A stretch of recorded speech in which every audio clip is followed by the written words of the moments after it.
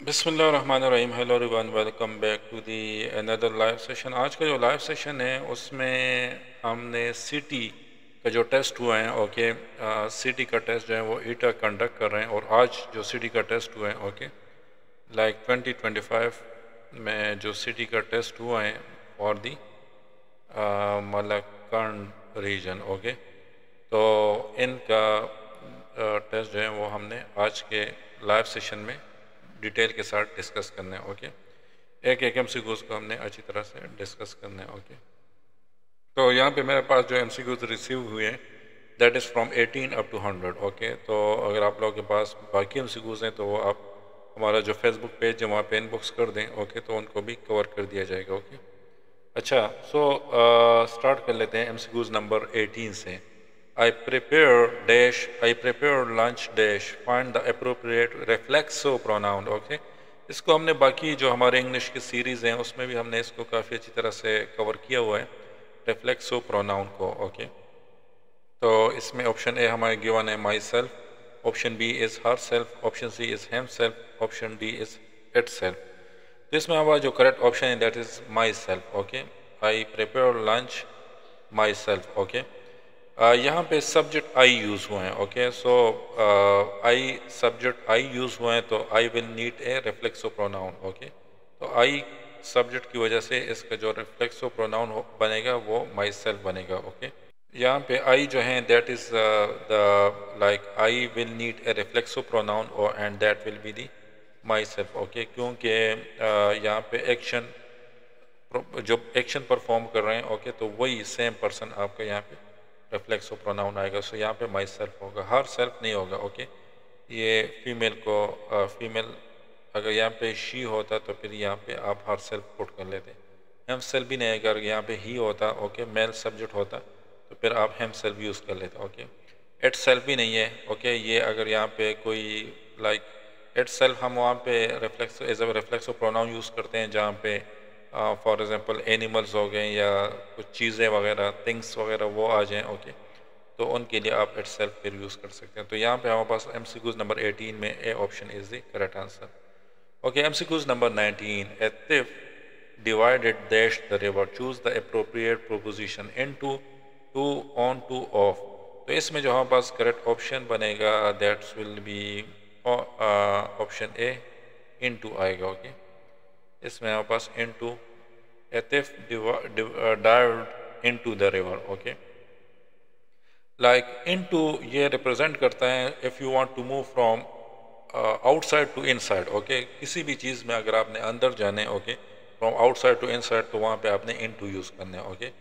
तो यहाँ पे into is the A thief derived into the river, okay. तो चोर ने रिवर के अंदर होता लगाया, ड्राइव्ड मीन्स होता लगाना, ओके। टू यहाँ पे नहीं आएगा, ओके। टू जो है वो अक्सर जब हम यूज़ करते हैं तो वो डायरेक्शन के लिए हम यूज़ करते हैं कि टू दिस साइड या इस तरह वो हम यूज़ करते हैं, एंट्री के लिए हम यूज़ नहीं करते हैं, okay. So to is not the correct answer. On to जो है ये भी यहाँ पे करेक्ट नहीं है, ओके। ये अगर किसी सरफेस के ऊपर आपने बैठना है या तो वहाँ पे हम ऑन टू यूज़ करते हैं, इन साइड के लिए हम ऑन टू यूज़ नहीं करते, ओके। ऑफ जो है ये भी यहाँ पे करेक्ट नहीं होगा, ये ऑफ जो है ये पोजिशंस के लिए हम यूज़ करते हैं, ओके।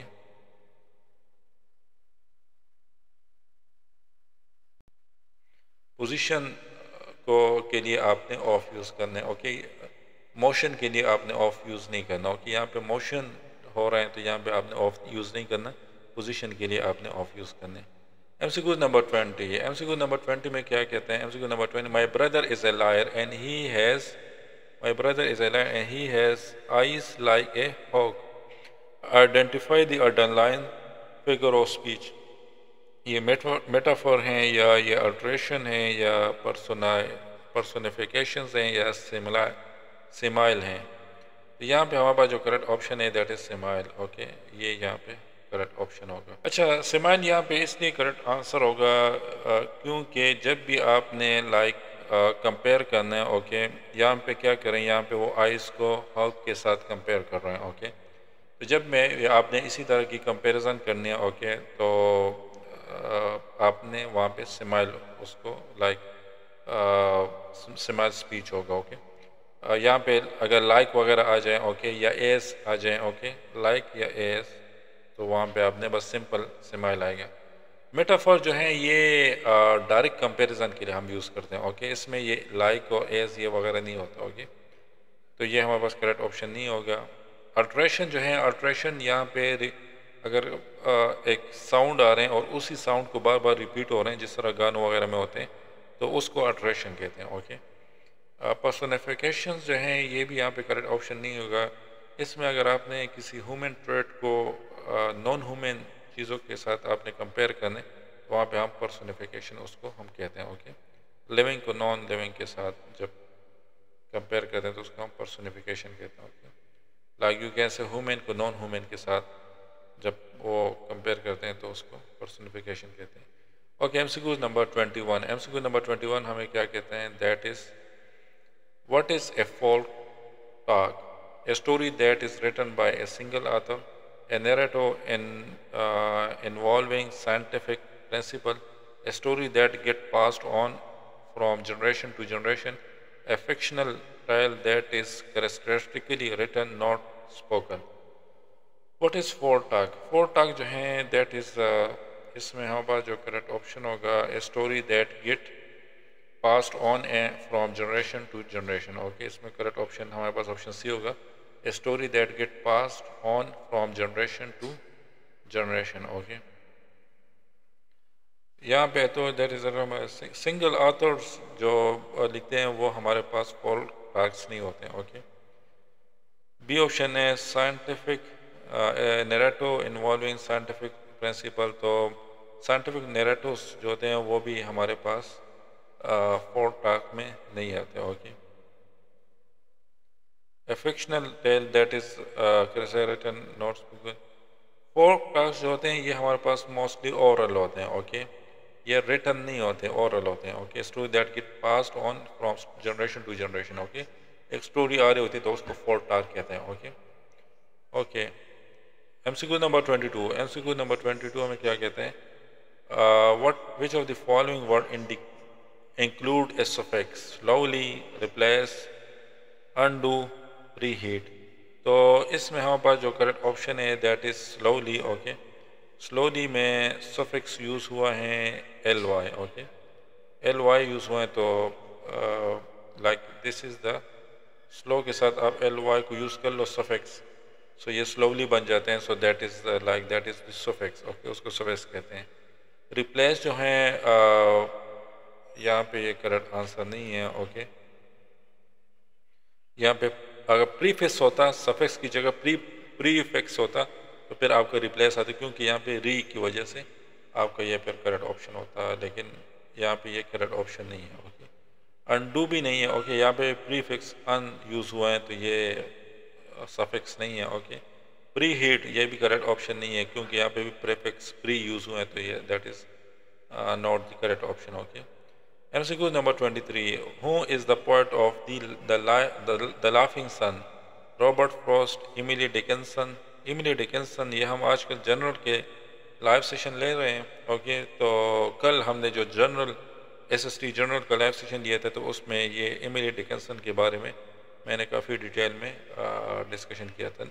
नोट कल आज जो हम लेंगे लेक्चर ओके उसमें ये एमिली डिकिंसन के बारे में हमने काफ़ी डिटेल में डिस्कस करना है। ग्रेस नैकोल्स, लैंगस्टन होजेस, तो यहाँ पे हमारे पास जो करेक्ट ऑप्शन है that is option C Grace Nichol okay. Grace Nichols ये हमारे पास करेक्ट ऑप्शन है। ग्रेस नैकोल ने ये लिखा था द लाफिंग सन ओके। हमारे पास रॉबर्ट फ्रॉस्ट हो गया, एमिली डिकिंसन हो गया या लैंगस्टन ह्यूजेस हो गया, तो ये बहुत मशहूर ये भी शायर हैं ओके, बट इन्होंने ये नहीं लिखा okay the laughing son okay okay. MCQ number 24. The synonym of breath is scarcity, urine, uplift, angers. अच्छा यहाँ पे इसको अंडरस्टैंड कर लेते हैं। 24. MCQ number 24. The synonym of wrath. Synonym of wrath like इसमें इसका जो सिनोनिम बनेगा दैट इज एंगर। ओके, रद जो है ये शदीद गुस्से को कहते हैं। ओके, शदीद गुस्सा, या इंग्लिश में अगर आपने यूज़ करना है तो आपने कहना है extreme, extreme anger. Okay, that is wrath. Okay, extreme anger को हम रैथ कहते हैं। ओके, सो यहाँ पे हमारे पास option D that is the synonym of this is option D. Okay, इसमें स्केसिटी टेसी, ई सी टी टेसी। ओके, ये हमारे पास करेक्ट ऑप्शन नहीं है। ओके, ये extremely anger, extremely, extremely joy को कहते हैं। ओके, एक्सट्रीमली जॉय को एक्टेसी कहते हैं। ओके, यू आर एन ये हमारे पास कंटेनर होते हैं। ओके, उसको हम यूरन कहते हैं। ओके, अपलिफ्ट जो है ये यू कैन से के टू इवेल्युएट। ओके, या टू राइज। ओके, उसको हम अपलिफ्ट कहते हैं। ओके, सो यहाँ में हमारे option D that is the correct answer. Okay, next MCQs पे जाते हैं।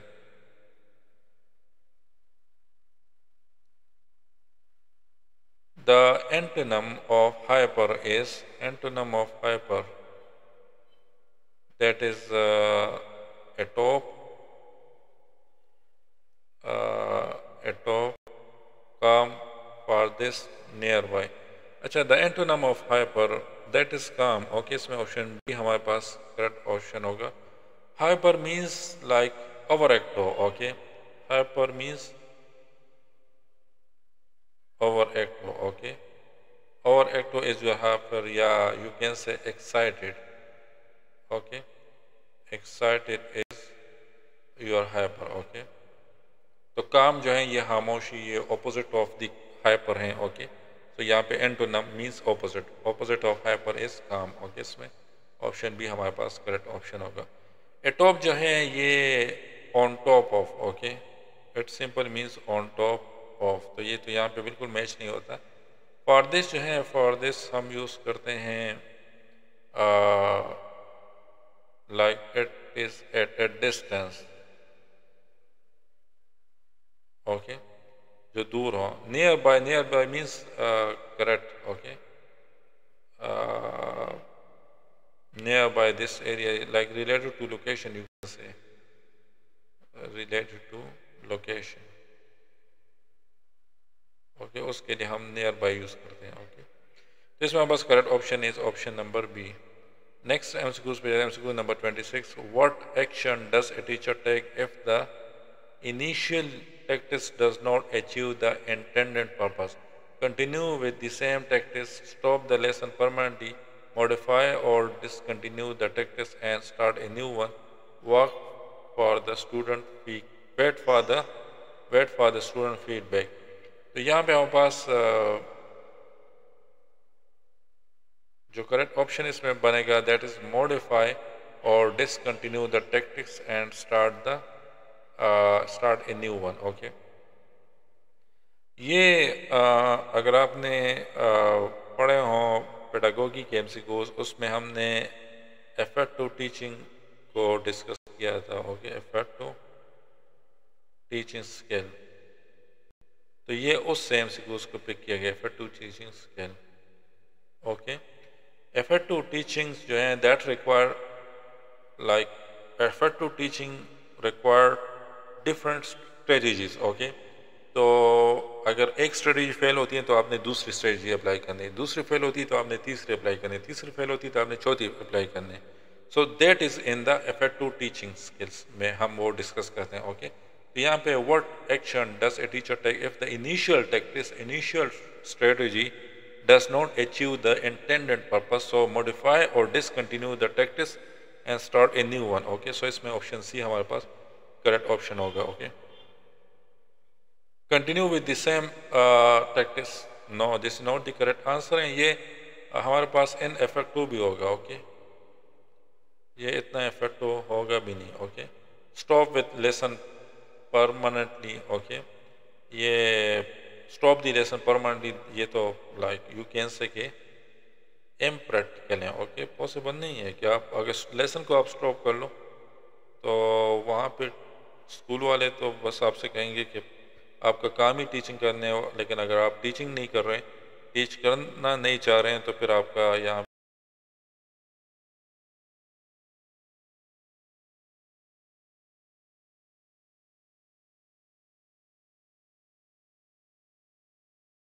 Teaching, okay. तो ये तो इम्प्रैक्टिकल है, you can say wait for the student feedback, तो ये भी करेक्ट नहीं है, ओके। क्योंकि अगर आप वेट करोगे so that's will delay the learning, okay. ये उनकी लर्निंग को डिले करेगा, तो ये भी इफेक्टिव लर्न टीचिंग स्किल में नहीं आता, ओके। कि आप उनका वेट करते जाओ कि वो फीडबैक देंगे तो फिर आप टीच करते जाओगे, सो ये थोड़ा सा वो डिले लर्निंग में आते हैं, okay. So you should be very careful in each and every step, okay. Okay, MCQs number आ जाते हैं 26 पे। एमसीक्यूज नंबर 26 हमें क्या कहता है, सॉरी 27 पे आ जाते हैं। एमसीक्यू नंबर 27 हमें क्या कहते हैं, MCQ number 27, who is credited with categorizing intellectual developments into distinct stages where individual can perform specific type of thinking at each stage. Lick Vygotsky, Jean Piaget, Erikson, Albert Bandura, okay. ये भी pedagogy से MCQs को pick किया गया है। तो यहाँ पे हमारा जो करेक्ट ऑप्शन है that is Jean Piaget, okay. Jean Piaget यहाँ पे हमारे पास करेक्ट आंसर है। जीन पिएगेट जो है उन्होंने प्रपोज किया था स्टेजेस लाइक, उसमें आता है स्टेज, उन्होंने एक स्टेजेस लाइक उसमें सेंसोरी मोटर आता है, ओके। सेंसोरी मोटर, ये पीजेट जीन्स पीजेट में आते हैं। ये हमने पेडागोगी एमसीक्यूज देख ले तो वहाँ पे भी हमने डिस्कस किए थे। सेंसोरी मोटर आते हैं इसमें, ओके। इसमें हमारे पास एक आते हैं प्री ऑपरेशनल आ जाते हैं, प्री ऑपरेशनल, ओके, ये आ जाते हैं, ओके। ये पीजेट्स जीन पीजेट्स में आते हैं। इसमें हमारे पास एक दूसरा है that is concrete operation, concrete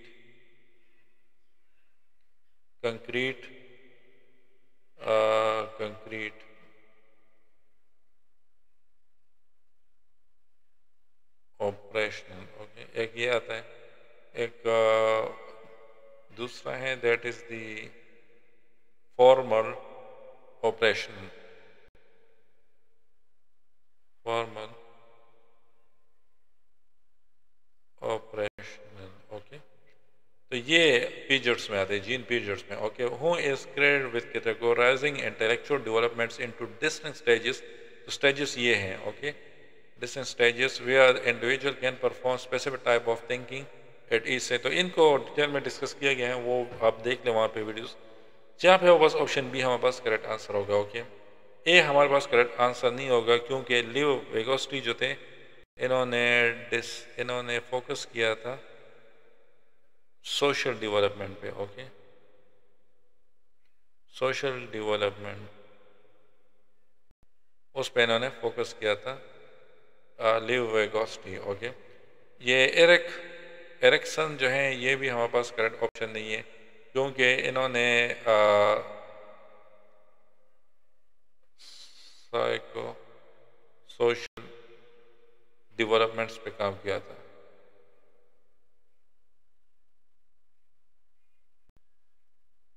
okay. Psycho social development पे उसने काम किया था। अल्बर्ट बेंडोरा, ये भी हमारे पास करेक्ट ऑप्शन नहीं है। इन्होंने काम जो किया था वो इन्होंने कुछ थ्योरीज दी थी और उन थ्योरी का नाम है social learning theory, social learning theory, okay. तो इन्होंने इस पे काम किया, अल्बर्ट बेंडोरा, ओके। अच्छा, ये सारे डिटेल्स को लिखने का मतलब ये है, मकसद ये है कि आप लोग के नेक्स्ट टेस्ट में अगर इस तरह के एमसीक्यूज आ जाएं तो आप लोगों का उस पर कमांड फुल हो, ओके। आप लोग को पता हो, ओके, कि फलां साइंटिस्ट कौन कौन से कैटेगरी में आता है। सो इसी वजह से ये कंप्लीट एक्सप्लेनेशन देना that is very much necessary, क्योंकि ज़रूरी नहीं कि इस तरह की MCQs आएंगे, वहाँ पे इससे रिलेटेड कोई और MCQs भी आ सकते हैं। तो आप जितने भी एरियाज़ हैं, हमारा यही टारगेट होते हैं कि जितने भी एरियाज़ हैं उनको हम टाइमली कवर करते जाएँ। Okay, MCQs number 28। MCQ number 28 क्या कहते हैं? Which of the following was carried out by the Far West Laboratory for Educational Research and Development in the 1970, which show a new path in research on teaching behavior and pupil achievements in elementary school classroom? A is development of mini courses for teacher training, National Adult Literacy Project, beginning teachers evaluation study, elementary and secondary education needs study. So MCQ number 28 जो है, इसमें हमारे पास जो correct option है that is, what do you think, कौन सा correct option होगा? नीचे कमेंट में पुट करते जाएं, मैं कमेंट्स को रीड कर रहा हूँ, कौन सा इसमें करेक्ट ऑप्शन होगा?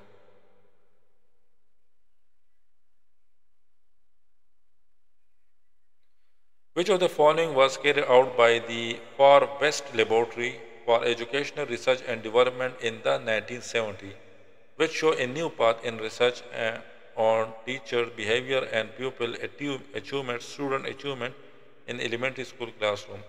Development of mini courses for teacher training. तो मिनी कोर्सेज जो हैं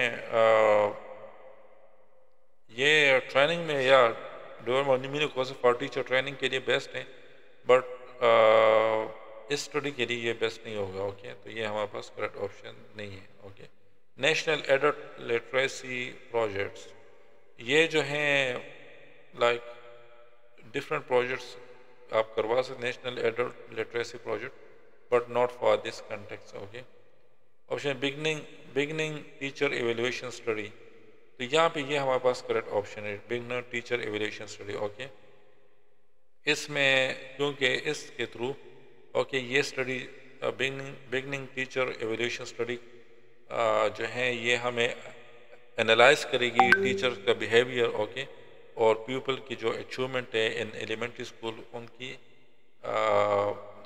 उनकी बिहेवियर और उनके अचीवमेंट्स को एनालाइज करेगी। ओके, ये study beginning teacher evaluation study. Okay, elementary secondary education needs से इनको स्टडी की ज़रूरत नहीं है, elementary secondary education needs not study. Okay, इनको की स्टडी की ज़रूरत नहीं है। सो ये हमारे पास कॉन्टेक्स्ट ही इसका गलत है, तो इसमें हमारे पास option C is the correct answer. Okay, MCQ number 29 क्या कहते हैं? MCQ number 29 is which educationist describe teaching as a cyclical process involving phases such as diagnosis, preparation, guiding, teaching, and evaluation. So, Comedia Walking, Roberts Schooling, Laverick Scott, John Dewey. इसमें हमारा जो correct option है that is option C. Okay, Lavery Scott जो हैं उन्होंने propose किया था, okay, उन्होंने प्रपोज किया था साइक्लिकल मॉडल को प्रपोज किया था। ओके, जो टीचिंग का साइक्लिकल मॉडल है उनको उन्होंने प्रपोज किया था। ओके, लेवरी स्कॉट ने। ओके, ऑप्शन ए कॉर्नेली वॉटसन जो हैं वो यहाँ पे करेक्ट ऑप्शन नहीं है। ओके, क्योंकि इन्होंने जो म्यूज़िक एजुकेशन है उस पे काम किया था। ओके, म्यूज़िक एजुकेशन पे इन्होंने काम किया था। Okay, Cornelia Watkin. Okay, Roberts and Skilling जो है ये भी हमारे पास करेक्ट ऑप्शन नहीं है। ओके, ये इन्होंने ये इस मॉडल के लिए ये नहीं है। ओके, तो ये हमारे पास करेक्ट ऑप्शन नहीं है, इन्होंने साइक्लिकल प्रोसेस पे काम किया था। ओके, जॉन डेवरी जो है इन्होंने एक्सपेरेंशियल लर्निंग पे काम किया था। ओके, ये भी करेक्ट आंसर नहीं है।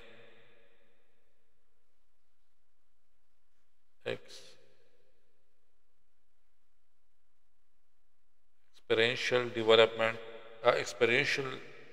Learning,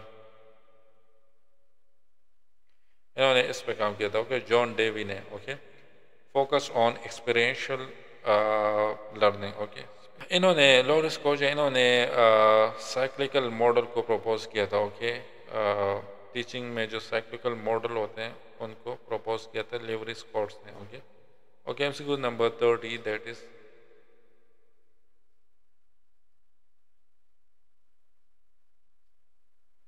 MCQ number 30 is according to Vygotsky theory, which identify the development level of a child: age, ability, culture, environment. इसमें हमारे पास जो करेक्ट ऑप्शन है दैट इज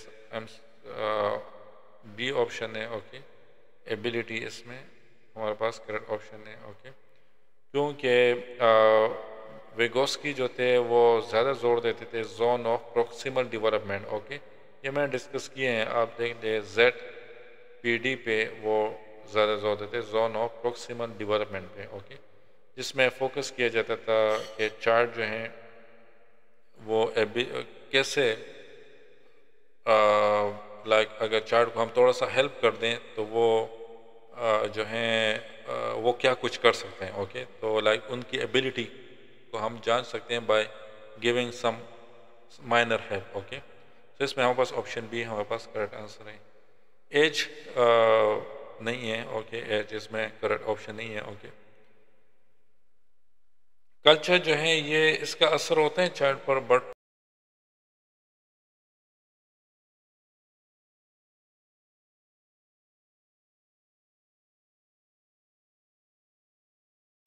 तो ये लेवल को नहीं बताता, बट ये इसका असर होते हैं चाइल्ड पे। ओके, एनवायरनमेंट जो है ये कंट्रीब्यूट करता है चाइल्ड में। ओके, बट चाइल्ड की डेवलपमेंट में ये कंट्रीब्यूट करता है, बट ये चाइल्ड को आइडेंटिफाई नहीं करता कि फला इन्वायरमेंट है तो यहाँ पे छोटे बच्चे रहेंगे, या इन्वायरमेंट वहाँ पे ये है तो वहाँ पे ये रहेंगे, तो ये आइडेंटिफाई नहीं करता। ओके, जो एबिलिटी हैं वो डिफरेंट चाइल्ड को लाइक कौन से स्टेज पे 0 से लेके 4 ईयर तक चार्ट की एक ही रूटीन होगा, उनकी उनमें कुछ एबिलिटीज़ होंगी, फिर आहिस्ते आहिस्ते इंप्रूव होती जाएंगी, तो उससे आप अंदाज़ा लगा सकते हैं कि इनका एज क्या है। ओके, लाइक उनकी डेवलपमेंट लेवल्स कौन सा डेवलपमेंट लेवल्स हैं। ओके, ये मैंने काफ़ी डिटेल में डिस्कस किया था, आप वहाँ पे देख ले तो आपको पेडागोगी एमसीक्यूज़ में मैंने ये काफ़ी डिटेल में डिस्कस किया था। ओके, एमसीक्यूज़ नंबर 31 पे आ जाते हैं। MCQs number 31. MCQ number 31. Which of the following can be made more effective in achieving instructional goals when used in combination with active learning teaching strategies? Lecture-based instruction, traditional assessment method, active learning, passive learning technique. इसमें हमारा जो correct option है that is option number A, lecture-based instruction. Okay. Lecture based instruction जो है इसके साथ अगर आप active learning teaching like lectures become effective होंगे जब आप इसको कंबाइन कर लें active learning techniques.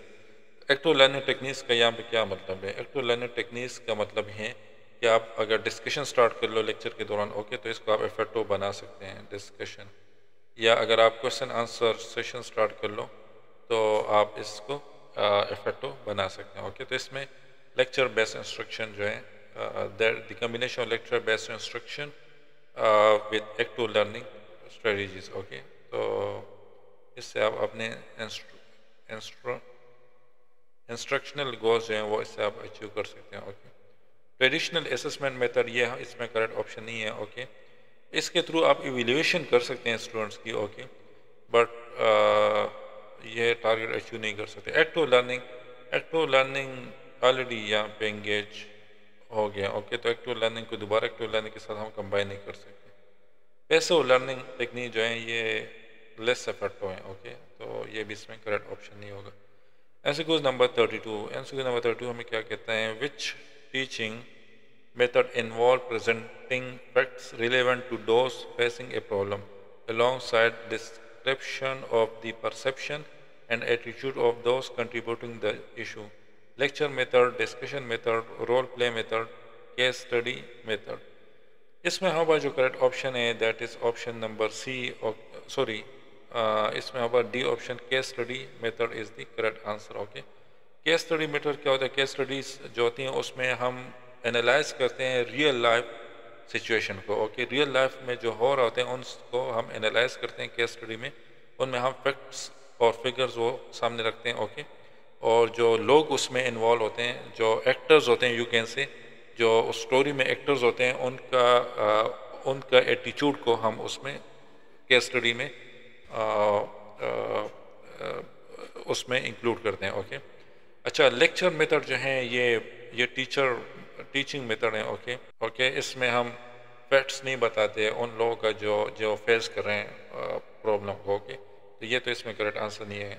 Discussion method, discussion में हम क्या करते हैं, हम एक्सचेंज ऑफ व्यूज़ करते हैं। ओके, ख्यालात जो हैं वो एक दूसरे के साथ एक्सचेंज करते हैं, इसमें डिस्कशन भी करेक्ट ऑप्शन नहीं होगा। Role play method, role play method जो है ये भी इसमें करेक्ट ऑप्शन नहीं है, क्योंकि उस रोल प्ले मेथड में हम सिनेरियोस जो हैं उनको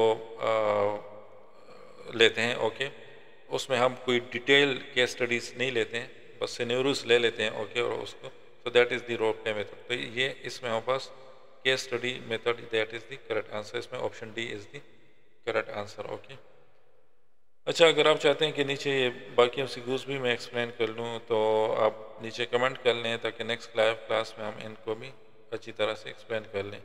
और कमेंट कर लें कि आप लोगों ने इनमें कितने एमसीक्यूज़ आप लोगों के गलत निकले, वो आप नीचे कमेंट कर लें। ओके, सो अगर आप लोगों ने चैनल को सब्सक्राइब नहीं किया तो इस चैनल को सब्सक्राइब कर लें, क्योंकि इसमें आप लोगों को स्टडीज़ से रिलेटेड काफ़ी हेल्पफुल मटेरियल्स मिलेंगी। ओके, जॉब टेस्ट की तैयारी आपसे करवाई जाएगी। ओके, तो बहुत सारी हेल्पिंग मटेरियल आपको मिलेंगी। तो see you in the next live session. अल्लाह हाफिज़।